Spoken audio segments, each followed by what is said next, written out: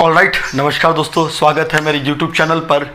और आज के आई के एनाटॉमी के लेक्चर में अब हम पढ़ेंगे लेंस। इसके प्रीवियस लेक्चर में हम iris, pupils, sclera, cornea, choroid, ciliary body, ये हम सब कुछ पढ़ चुके हैं। अगर अभी तक आपने नहीं देखा है तो वहाँ जाके देखना, तभी इस लेक्चर को देखना, है ना। पहले उस लेक्चर को देखिएगा फिर ही इस लेक्चर पे आइएगा, बाकी मत आइएगा, है ना। और अभी तक शेयर नहीं किया तो शेयर करिए। चलिए, तो अब हम पढ़ते हैं लेंस। लेंस क्या होता है? It's a crystalline structure. Crystalline structure मतलब देखिए, ये मेनली अवेस्कुलर स्ट्रक्चर है। ये कैसा स्ट्रक्चर है? अवेस्कुलर स्ट्रक्चर है, मतलब जिसमें ब्लड सप्लाई नहीं होती है ना। कैसा होता? अगर भगवान इसमें ब्लड सप्लाई दे देता तो आपको पूरी दुनिया लाल लाल दिखती है ना।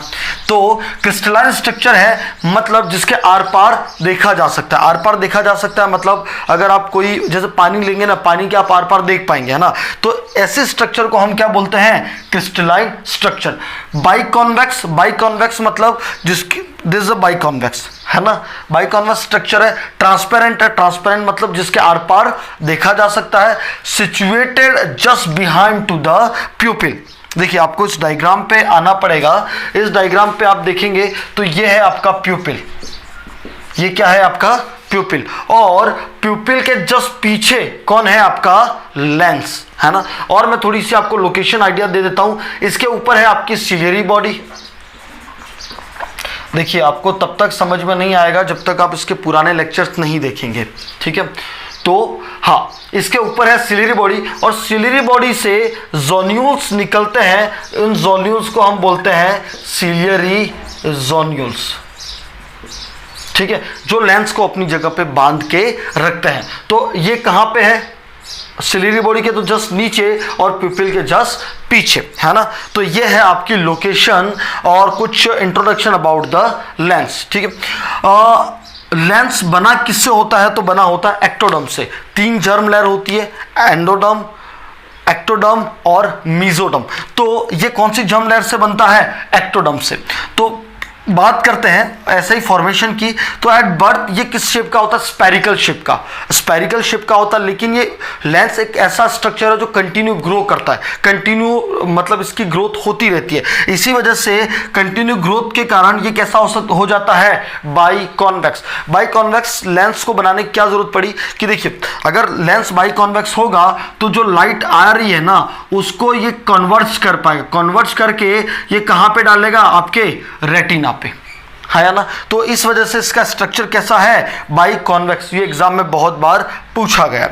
अगर मैं इसकी वेट की बात करूं तो वेट इसका क्या है? 225 ग्राम। इतना का आपका लेंस का वजन होता है। डायमीटर की बात करूं तो 4 से लेके 5 या 5.5 mm इसका डायमीटर होता है। ये अगर मैं यहाँ से मैं बात करूं तो 4 से लेके 4.5 mm इसका डायमीटर होता है, ठीक है। Now the very very important इसके पार्ट, है ना। इसके पार्ट इसलिए समझना जरूरी है कि लेंस एक क्रिस्टलाइन स्ट्रक्चर है, मतलब क्रिस्टलाइन स्ट्रक्चर का और अवेस्कुलर स्ट्रक्चर है, जिसके 3 पार्ट होते हैं। जो आउटर मोस्ट पार्ट होता है दैट इज योर कैप्सूल। अगर आप इस वाले एरिया को देखेंगे, इस एरिया को हम क्या बोलते हैं? कैप्सूल। इसके अंदर वाले एरिया को बोलेंगे, इसके जो अंदर है उसको हम बोलते हैं कॉर्टेक्स। और सबसे अंदर वाला जो एरिया होता है उसको हम बोलते हैं न्यूक्लियस। क्या बोलते हैं? न्यूक्लियस, ठीक है। ये एरिया क्यों इतना इंपॉर्टेंट है, चलिए अब हम चर्चा करते हैं। मैं इसको रब करता हूं, है ना। मैं फिर से समझा रहा हूं। 3 पार्ट होते हैं। आउटर मोस्ट कैप्सूल, कैप्सूल के बाद इसकी एक एपिथेलियम होती है, एक सिंगल लेयर ऑफ एपिथेलियम होती है, जो कि सिर्फ एंटीरियर पे होती है, पोस्टीरियर पे नहीं होती है। इसके 2 पोल हैं। अगर जैसे लेंस है तो लेंस के 2 पोल होंगे। एक होगा एंटीरियर पोल, इस वाले पोल को क्या बोलते हैं? एंटीरियर पोल। और इस वाले पोल को बोलते हैं पोस्टीरियर पोल। तो पोस्टीरियर पोल पे एपिथेलियम नहीं होती है। कहाँ पे होती है? एंटीरियर पोल पे। तो चलिए अब हम थोड़ा इस पार्ट के बारे में डिस्कस करते हैं। तो साथियों, अब हम क्या पढ़ेंगे?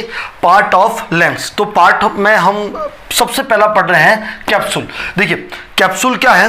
Capsule it is outermost area of lens, पहला it is outermost area of lens, दूसरा एनवेलप ऑफ लेंस। एनवेलप का मतलब क्या है कि ये लेंस को चारों तरफ से कवर करके रखता है। आप यहाँ पे देखेंगे तो ये चारों तरफ से लेंस को क्या करके रखता है, कवर करके रखता है। इसी वजह से कुछ कुछ बुक्स को बोलते हैं कवर ऑफ लेंस, ठीक है।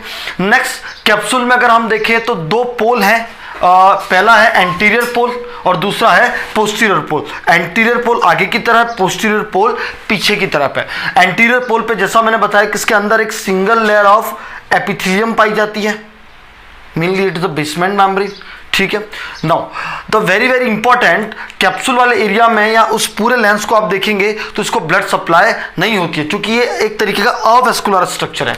Lens is your avascular structure है, अवेस्कुलर स्ट्रक्चर है, तो उसको ब्लड सप्लाई, ऑक्सीजन, न्यूट्रिएंट कहां से मिलते हैं, तो मिलते हैं कहां से, एक्वस ह्यूमर से, हाँ या ना। देखिए क्या यहां से सिलियरी बॉडी ने क्या एक्वस ह्यूमर का प्रोडक्शन किया वाया सिलियरी जोन्यूल से होते हुए ये किसको वॉश किया, लेंस को। लेंस को ऑक्सीजन दी, न्यूट्रिएंट दिए, और लेंस के जो वेस्ट प्रोडक्ट है उसको भी कहां डाल दिया जाता है, एक्वस ह्यूमर में। तो एक्वस ह्यूमर को वॉश करता है और फिर आगे निकल जाता है, ठीक है। तो नाउ इसको ऑक्सीजन और ब्लड सप्लाई कहां से होती है, एक्वस ह्यूमर से। That is a very very important. आगे बढ़ता हूं। कॉर्टेक्स में मैं बता चुका हूं एंटीरियर पोल पे क्या होती है, एपिथेलियम होती है, पोस्टीरियर पार्ट पे नहीं होती है। इस कैप्सूल की वजह से ही लेंस बहुत हार्ड होता है ना। कैप्सूल इसको बाहर से, ये स्ट्रॉन्गेस्ट एरिया होता है लेंस का, और इसी की वजह से लेंस बहुत स्ट्रांग होता है, उसको तोड़ने में दिक्कत आती है। चलिए अब the second part that is a cortical part, है ना। आप यहां पे इस कलर से देख पा रहे होंगे, ये एरिया क्या है आपका, cortical part, it is the cortical part, और ये बहुत ही ज़्यादा इंपॉर्टेंट है, हाँ या ना। That is a cortical part, यहाँ पे आप देखेंगे ये कॉर्टिकल पार्ट है, और ये बहुत ज़्यादा इंपॉर्टेंट है। क्यों इंपॉर्टेंट है, क्योंकि ये कहाँ कहाँ होता है, बिटवीन कैप्सूल और न्यूक्लियस के बीच वाले एरिया को हम क्या बोलते हैं, कॉर्टिकल एरिया। बाहर की तरफ इसके कौन है, कैप्सूल है, अंदर की तरफ इसके कौन है, न्यूक्लियस वाला एरिया, हाँ या ना। चलिए ये क्यों इतना इंपॉर्टेंट है, क्योंकि ये मेटाबॉलिक एक्टिव पार्ट है। अगर मैं तीनों में बोलूं तो मेटाबॉलिक एक्टिव पार्ट क्यों, क्योंकि इसमें एक पंप होता है जिसको हम बोलते हैं sodium ATPase, sodium potassium ATPase pump. देखिए मेनली लेंस जो बना होता है वो बना होता है प्रोटीन से, है ना। और अगर उसमें क्वेश्चन आए तो कौन से प्रोटीन से बनता है, बीटा प्रोटीन से। 80 to 90% it made by the beta protein से, और some extent amount of water, कुछ उसमें वाटर भी होता है, हाँ या ना। तो उस वाटर को बाहर निकालने के लिए कौन जिम्मेवार है, ये pump, that is a sodium potassium ATPase pump. इसमें जो एनर्जी लगती है वो कहां से मिलती है, उसको एक्वस ह्यूमर से, ठीक है। तो वाटर को बाहर निकालने के लिए, देखिए लेंस एक क्रिस्टलाइन स्ट्रक्चर है, क्रिस्टलाइन ट्रांसपेरेंट स्ट्रक्चर है, तो ट्रांसपेरेंट स्ट्रक्चर को ट्रांसपेरेंट बनाने के लिए जिम्मेवारी किसकी होती है, इस सोडियम पोटेशियम एटीपीएस पंप का। अगर इसमें वाटर जमा होने लगे, जैसे जैसे सपोज करो जैसे जैसे एज बढ़ती है, तो एज बढ़ने के कारण क्या होता है कि ये जो पंप है वो इतने अच्छे से काम नहीं करता। जब ये पंप अच्छे से काम नहीं करता तो अंदर का वाटर बाहर आउट नहीं होगा।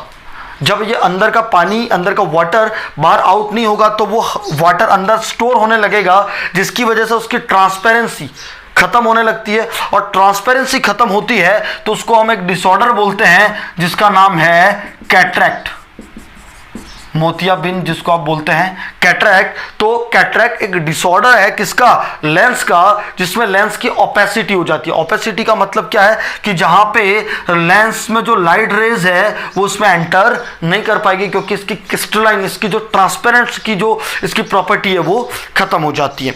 तो ये है आपका कॉर्टिकल, और कॉर्टिकल बहुत इस वजह से एरिया बहुत इंपॉर्टेंट माना जाता है, क्योंकि यहाँ पे सोडियम पोटेशियम एटीपीएस पंप होता है। जैसे जैसे एज बढ़ती है, जैसे कैटरैक्ट में पढ़ेंगे, the most common type of cataract that is senile cataract. Senile cataract मतलब जो कैटरैक्ट एज के कारण होता है। तो एज के कारण क्यों होता है, क्योंकि ये सोडियम एटीपीएस पंप यहाँ से वाटर को बाहर ड्रेन नहीं कर पाता और वो वाटर अंदर ही पड़ा रहता है, जिसकी वजह से लेंस के जो प्रोटीन है वो डीनेचुरेट होने लगते हैं। प्रोटीन डीनेचुरेट हुए तो वो वहाँ पे जमेंगे तो लाइट रेज वापस लेंस के थ्रू बाहर नहीं आ पाएगी, तो उसको हम बोलते हैं कैटरैक्ट। तो हमको एक डिसऑर्डर पढ़ना होगा कैटरैक्ट, जो कहाँ पे है आपका लेंस में। मैंने एक्वस ह्यूमर में आपको डिसऑर्डर बताया था ग्लाउकोमा, वो हम पहला पढ़ेंगे। उसके बाद सेकंड हम पढ़ेंगे कैटरैक्ट। इंडिया में कैटरैक्ट बहुत सारे लोगों को होता है और ये ब्लाइंडनेस का एक कॉज है। मैं इसके बारे में कंप्लीट डिस्क्रिप्शन आपको जब मैं कैटरैक्ट पढ़ाऊंगा ना तब बताऊंगा। लेकिन अब हम चलते हैं कौन सा तीसरा पार्ट जो सबसे अंदर वाला है, दैट इज योर न्यूक्लियस। चलिए बढ़ते हैं। तो चलिए अब हम चर्चा करते हैं न्यूक्लियस की, ठीक है। तो nucleus it is the inner most part. अगर लेंस के 3 पार्ट में बात करूं तो सबसे अंदर वाला पार्ट, ये वाला एरिया आप देखेंगे तो ये कौन सा है, न्यूक्लियस। ये इनर मोस्ट ये वाला पार्ट कौन सा है आपका, न्यूक्लियस, ठीक है। नाउ ये इनर्ट पार्ट है। Inert part metabolically inert part क्या होता है, जिसमें कोई रिएक्शन नहीं होती है ना, जिसमें कोई पंप नहीं होता। सोडियम पोटेशियम एटीपीएस न्यूक्लियस वाले एरिया पे नहीं होता है, हाँ या ना। तो इसी वजह से इसको क्या बोलते हैं, इनर्ट पार्ट, ठीक है ना। यहाँ पे अब आगे देखें तो इसमें फ्रेश, न्यू और ओल्ड फाइबर पाए जाते हैं, बहुत ज़्यादा फाइबर पाए जाते हैं। इसी वजह से ये एरिया कैसा होता है, डेंस। डेंस मतलब थोड़ा सा मोटा होता है, अब ज़्यादा फाइबर होने की वजह से। It is the dense area which is the inner most, हाँ या ना। नो, अब यहां से जो क्वेश्चन पूछा जा सकता है वो पूछा जाता है इसके पार्ट से, है ना। क्यों ये डेंस से हम समझते हैं। पार्ट में अगर हम समझेंगे तो न्यूक्लियस के 4 पार्ट है। सबसे पहला पार्ट है that is embryonic nucleus, fetal nucleus, infantile nucleus और अडल्टाइल न्यूक्लियस। देखिए एम्ब्रियोनिक न्यूक्लियस किसको बोलते हैं, जब बच्चा माँ के पेट में होता है तब से 1 से लेकर 3 महीने तक जो न्यूक्लियस होता है उसको हम क्या बोलते हैं, एम्ब्रियोनिक न्यूक्लियस, जो सबसे अंदर होता है, इनर मोस्ट। अगर सपोज करो कि अगर मैं आप इसमें इमेज डाल दूंगा, ये अगर आप इसको देखो तो ये आपका क्या हो गया, एम्ब्रियोनिक न्यूक्लियस, जो सबसे ओल्डेस्ट न्यूक्लियस है। ये क्वेश्चन एग्जाम में पूछा जाता है, which is the oldest nucleus, तो वो कौन सा है आपका, एम्ब्रियोनिक न्यूक्लियस। इसके बाद आपका फीटल न्यूक्लियस है। फीटल न्यूक्लियस की अगर मैं बात करूं तो सपोज करो ये है, इसके बाद जो बना वो आपका क्या बना, फीटल न्यूक्लियस, जो आपका होता है 3 से लेके बर्थ तक। इसके बाद आपका होता है कौन सा, इन्फेंटाइल न्यूक्लियस। सपोज करो ये है आपका कौन सा, इन्फेंटाइल न्यूक्लियस, हाँ या ना, जो होता है बर्थ से लेके प्यूबर्टी तक। और सबसे बाहर वाला जो होता है वो होता है आपका अडल्टाइल न्यूक्लियस, जो आप में अभी, आप में तो क्या आप तो बच्चे हो सकते हो, जो अभी हम में है, अडल्ट में, हाँ या ना। तो ये 4 तरह के न्यूक्लियस हो गए। सबसे पहले एम्ब्रियोनिक न्यूक्लियस, इसके बाद फीटल न्यूक्लियस, इसके बाद इन्फेंटाइल न्यूक्लियस, उसके बाद अडल्ट न्यूक्लियस। तो सबसे फ्रेश न्यूक्लियस कौन सा है, सबसे यंगेस्ट न्यूक्लियस कौन सा है, तो वो है आपका कौन सा है, अडल्टाइल न्यूक्लियस। तो ये हो गए लेंस के बारे में थोड़ी सी चर्चा। लेकिन लेंस के बारे में हम थोड़ा सा और डिस्कस करना चाहते हैं, power of lens. Power of lens, what is the power of lens, मतलब लेंस कितना लाइट को रिफ्रैक्ट कर पा रहा है, उसको हम क्या बोलते हैं, पावर ऑफ लेंस। देखो 2 स्ट्रक्चर लाइट को रिफ्रैक्ट करती है, पहला करता है कॉर्निया और सेकंड कौन करता है आपका, लेंस। तो जब मैं कंप्लीट आईबॉल, इस कंप्लीट आईबॉल की पावर की बात करूं तो कितना होता है, 60 डायोप्टर। कितना होता है, 60 डायोप्टर। इसमें सबसे ज्यादा लाइट को रिफ्रैक्ट कौन करता है आपका, कॉर्निया करता है ना। तो कॉर्निया का कितना डायोप्टर है, 43 से लेके 45 डायोप्टर। उसमें लेंस का कितना है, 15 से लेके 17 डायोप्टर। तो ये क्वेश्चन बहुत बार पूछा जाता है। और अगर मैं रिफ्रैक्टिव इंडेक्स की बात करूं, लेंस के रिफ्रैक्टिव इंडेक्स की बात करूं, what is the refractive index. देखिए रिफ्रैक्शन, किसी ऑब्जेक्ट को, लाइट को बेंड करना क्या कहलाता है, रिफ्रैक्शन। रिफ्रैक्टिव इंडेक्स मतलब अगर सपोज करो कोई एरिया बहुत ज्यादा डेंस है ना, कोई एरिया बहुत ज्यादा मोटा है, डेंस है, तो वहां पे लाइट रेज नहीं जा पाएगी, तो उसको हम बोलते हैं refractive index. Refractive index mainly density बताता है ना। तो अगर आप समझेंगे, देखिए अगर मैं न्यूक्लियस की बात करूं तो न्यूक्लियस बहुत गाढ़ा है, बहुत फाइबर है, बहुत डेंस है, इसकी वजह से वहां पे लाइट ज्यादा नहीं जा पाएगी, इसी वजह से उसका रिफ्रैक्टिव इंडेक्स ज्यादा होता है, वो होता है 1.41। और कैप्सूल वाले एरिया का रिफ्रैक्टिव इंडेक्स, तो कैप्सूल एक इतना डेंस नहीं होता, तो उसका रिफ्रैक्टिव इंडेक्स कितना होता है, 1.3 39, हाँ या ना। तो अगर मैं लेंस के मेनली फंक्शन के बारे में बात करूँ तो लेंस का मेन फंक्शन क्या है? रिफ्रैक्शन का मतलब जो लाइट कॉर्निया से आ रही है उसको वापस रिफ्रैक्ट करके कहाँ फोकस करना? रेटिना पे। ये मेन काम है लेंस का। और लेंस के क्लिनिकल रिलेशनशिप में हम क्या पढ़ते हैं? कैटरेक्ट। ठीक है, तो ये समहाउ लेंस के बारे में है। लेंस के बारे में थोड़ा सा और डिस्कस कर सकते हैं, लेकिन मुझे लगता है ज़्यादा और डीप हो जाएगा। मेरा ऐसा पर्सनली मानना है कि इतना मच इनफ है। अगर आप इतना लेंस के बारे में पढ़ लेंगे तो आप, मुझे नहीं लगता लेंस के लिए कोई क्वेश्चन गलत करेंगे। ठीक है, इसके बाद हम पढ़ेंगे retina which is the inner most layer. और अभी तक आपने शेयर नहीं किया, सब्सक्राइब नहीं किया तो ज़रूर करिए।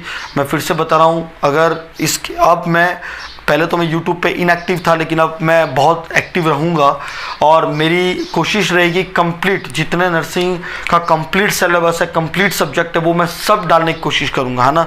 तो बस आपको जुड़े रहना है। और नॉर्सेट 2022 में मेरी कोशिश रहेगी तब तक पूरा कोर्स मैं अपलोड कर लूँ।